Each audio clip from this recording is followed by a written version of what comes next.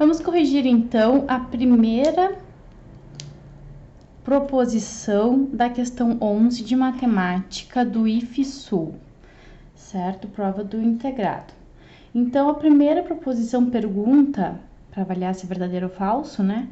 O cubo de 2 é 6. O que é o cubo? É o expoente, né? O expoente 3. Então, seria o 2, a base 2, elevado ao cubo, que é o expoente 3. Como que resolvemos isto?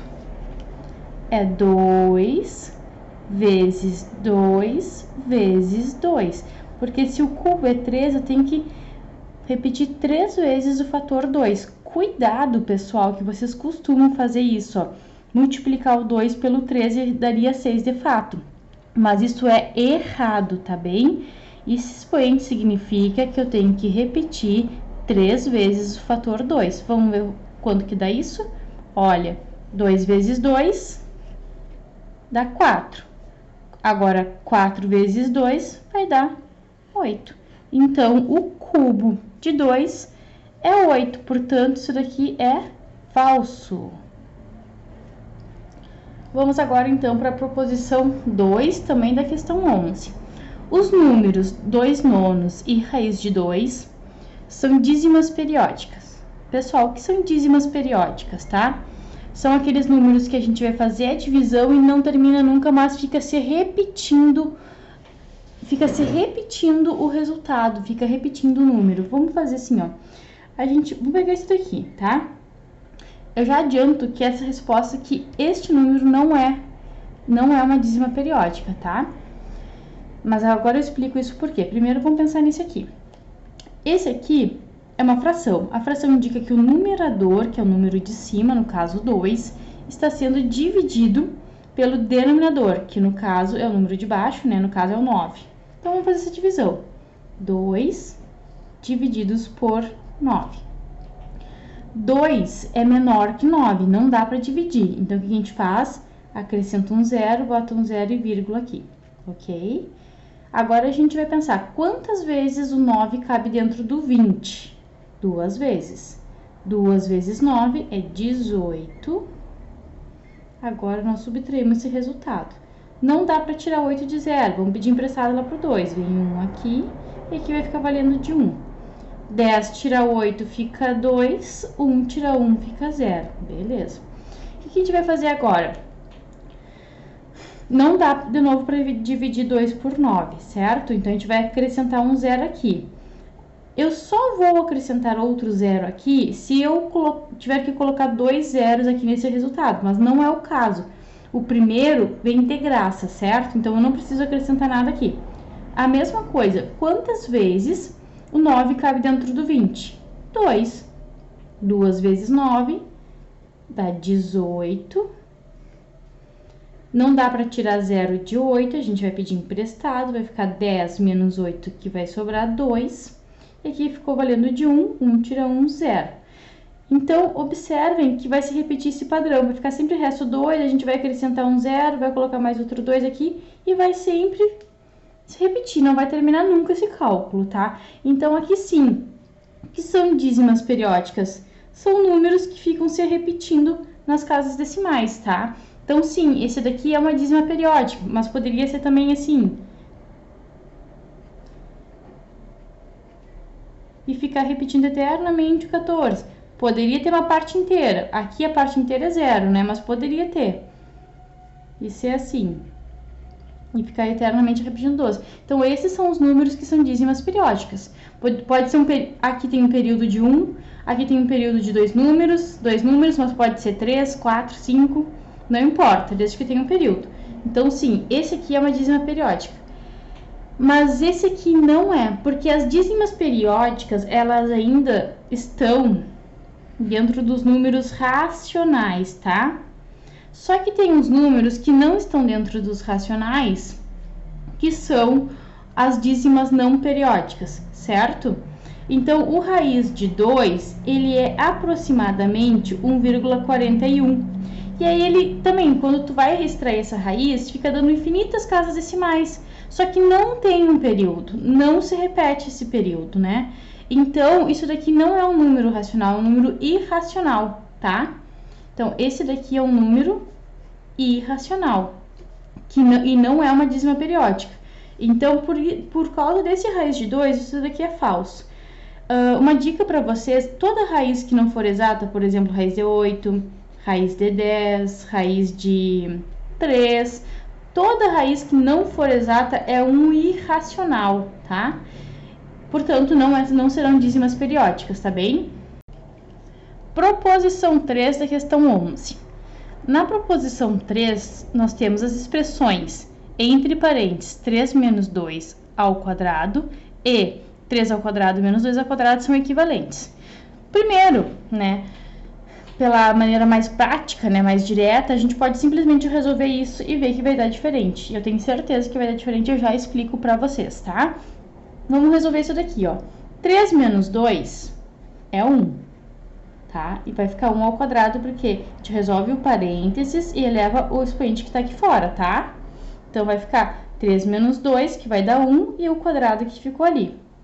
Isso daqui vai ser igual a 1, porque 1 ao quadrado é 1, né, vezes 1, que é 1, ok? Agora, vamos ver aqui, ó. 3 ao quadrado é 9, menos 2 ao quadrado, que é 4.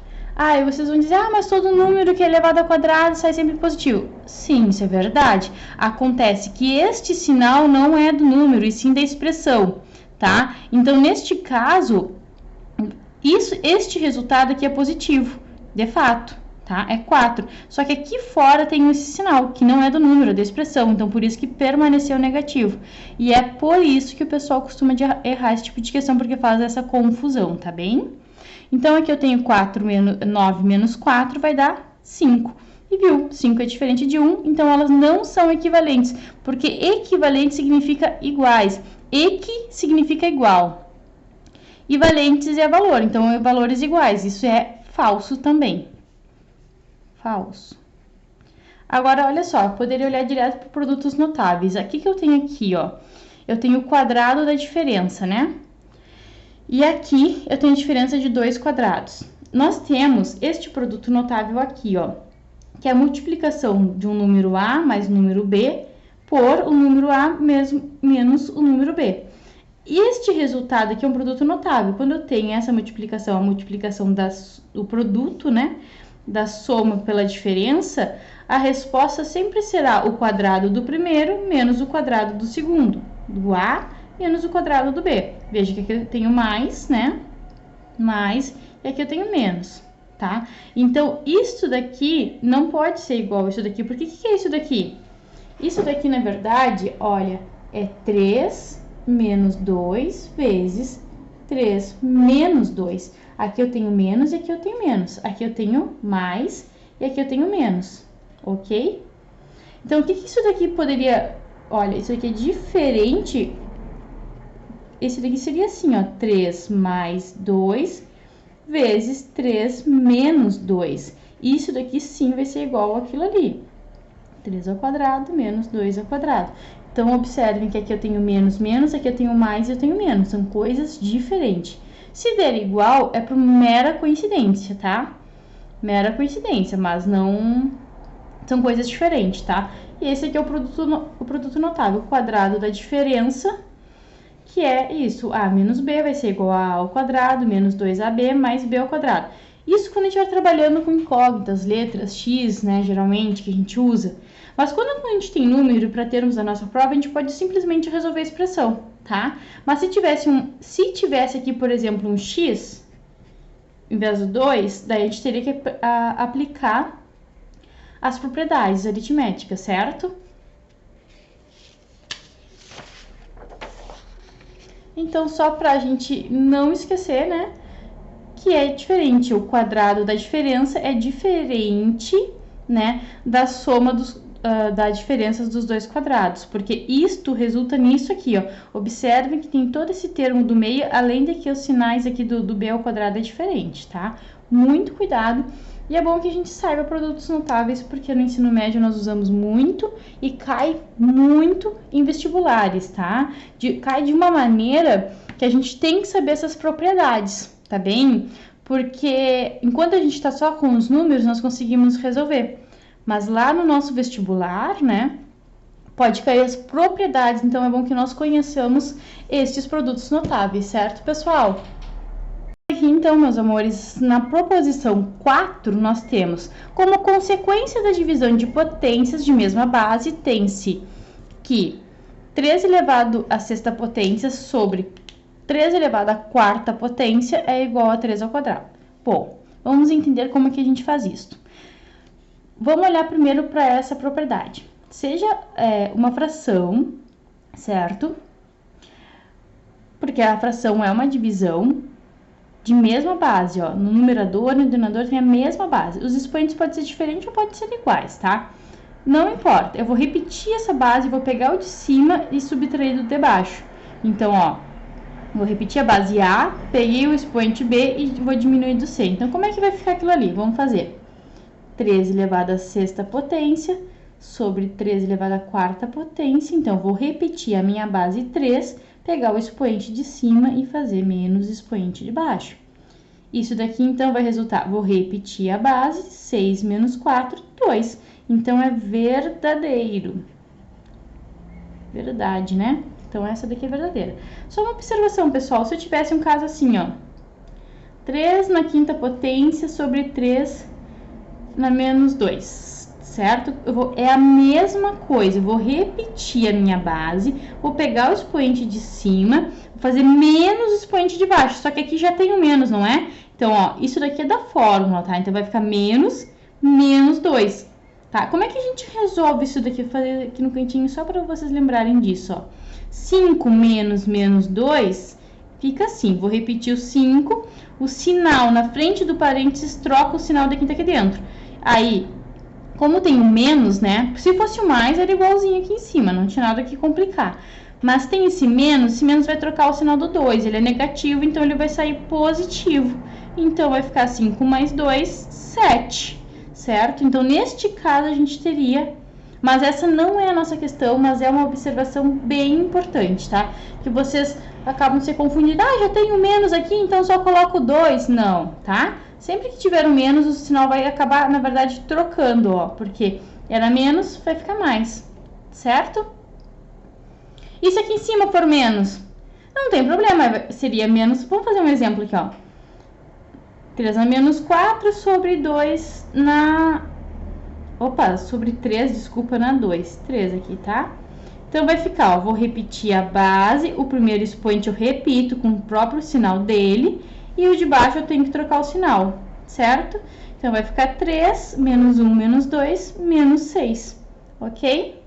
Ah, isso daqui pode ser reescrito de outra forma. Toda vez que o expoente estiver negativo, ó... Lembra que tem o denominador 1 aqui invisível aqui embaixo? Lembram disso? A gente troca essa fração. Este número vai para baixo e este vem para cima. Aí vai ficar 1 sobre 3. Aí eu altero o sinal do meu expoente. Se aqui era negativo, ele vai ficar positivo. E essa situação é mais comum aparecer para marcar nas provas, viu? Dificilmente vai aparecer 3 na menos 6. Geralmente irá aparecer dessa maneira aqui. Mas isso já é muito além da questão, tá? Mas é só pra gente recapitular que são coisas que estão diretamente ligadas com isso daqui e cai muito nas suas provas, tá bem, meu pessoal? Vamos lá para nossa última proposição. Aleluia! Que questão grande, né? Essa prova deste ano veio para surpreender. Primeira vez eles fazem uma prova bastante densa, assim, dentro da matemática, né? As outras provas, apesar de ser o mesmo conteúdo, elas eram mais curtas, as questões, mais objetivas. Este ano, a prova, olha, acho que ela dobrou de tamanho. Mas vamos lá, né? Tamanho para aprender, isso é bom porque é a oportunidade que nós temos de desenvolver o nosso conhecimento, tá bem? Então, vamos lá. Proposição 5. A racionalização da fração 2 sobre 1 menos raiz de 2 resulta em menos 2 raiz de 2. Vamos racionalizar. Então, a gente vai pegar este resultado aqui, né? E vamos racionalizar. Como é que a gente faz isso? É 2, vamos repetir aqui. 1 menos 2. A gente vai multiplicar... 1 menos raiz de 2, desculpa. A gente vai multiplicar esta fração pelo conjugado do denominador, tá? Porque lembra que a gente não gosta de raiz no denominador. No numerador não tem problema, mas no denominador a gente não gosta, tá bem? Então, o que é o conjugado? O conjugado, a gente vai repetir o conjugado disso aqui, ó, de 1 menos raiz de 2. O conjugado dele, eu vou repetir meu primeiro número e vou trocar o sinal do segundo. Aqui tá menos, não tá? Então, eu vou colocar mais. Na verdade, a gente sempre vai trocar o sinal daquele que a gente não quer, tá? Que a gente quer tirar dali. Então, vai ser, neste caso, o raiz de 2. Então, vou escrever essa outra fração, tá? E vou colocar 1 mais raiz de 2. Vou multiplicar a parte de cima e vou multiplicar a parte de baixo também pela mesma coisa, certo? Ok. Só que olha só, a gente pode olhar para isso de duas maneiras. Eu tenho que fazer distributiva, tá? O chuveirinho. Eu tenho que multiplicar esse 2 por esse 1, porque é como se tivesse um parênteses aqui, tá? E aqui também. E eu tenho que multiplicar esse 2 por esse raiz de 2, tá bem? Lembrando que vai resultar aqui, por enquanto, numa fração. Então, vai ficar 2 vezes 1, que é 2. 2 vezes raiz de 2, eu não posso multiplicar esse 2 por esse 2, porque esse aqui tem raiz e esse não tem. Então, eles não se misturam. É como se eu fizesse 2 vezes x. Eles não se misturam, então fica 2x, não é? Só que aqui, na verdade, tem uma raiz de 2, vai ficar 2 raiz de 2. É só eu enxergar o raiz de 2 como um x. Então, vai ficar 2 vezes raiz de 2, positivo, porque ambos são positivos, né? Mais 2 raiz de 2, ok. Agora, aqui embaixo é a mesma coisa. Tem que multiplicar todo mundo por todo mundo, fazer distributiva, né? Eu coloquei parênteses aqui só pra gente enxergar melhor, tá?